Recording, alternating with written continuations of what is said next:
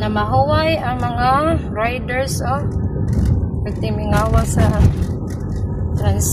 Central Highway. Pero di ay aligri diri ay kaning kuan sa Buwakan ni Alejandra, pertindagan ng tourist karon. Pero mga riders diri sa Central na mahuway. Wala kay ko kasugat karon nga mga gara-gara og mga magbangking-bangking baron. Although busy kay ang Alejandra, pero mga four wheels na tourist ni siya. Hindi ni siya mga riders nga mag-yabag-yabag diri sa Central og pabulhot. Daron na dahil usaay daw. Magpabulhot dayon kay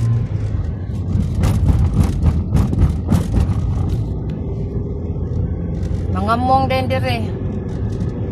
Kani mga motorista, mga kuana ni sila, mga padong ranik sibot ni mga riders ug mga naong na Saturday karon, Monday, Saturday, mingaw ang Alejandra, buwakan ni Alejandra ay kuan ka na medyo busy naghang mga namakasyon siguro from Holy Week, so nagsursuris lang Cebu. Kani dili ni mga riders, mga passers by ra ni diri. Ingwa kayo tanaw, wala kay masugatan nga niyan ta permit nang way magara-gara og motor dire. Kung motor man kanang normal lang muagi, syempre padog syudad, pauli balamban, pero magara-gara nagigbangking-bangking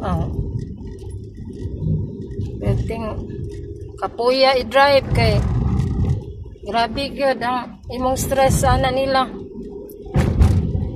Napay mga buang-buang hindi matungod nimo mag-revolusyon. Kuratan lang ta sa di oras. Ita. Wala jud ko. Mga pila na ka minutos na kong video ani. Pero wala gyud mga kuan. Adarayo sa ay. Pero ambot lang di ni riders siguro. Ilham na mga riders kay nagkikay mga motor. Ngani palang permis Trans Central kada bang normal lang ang mga giba. Way mga buang-buang nga magbangking-bangking. Ngani mapay ko yung disgrasya.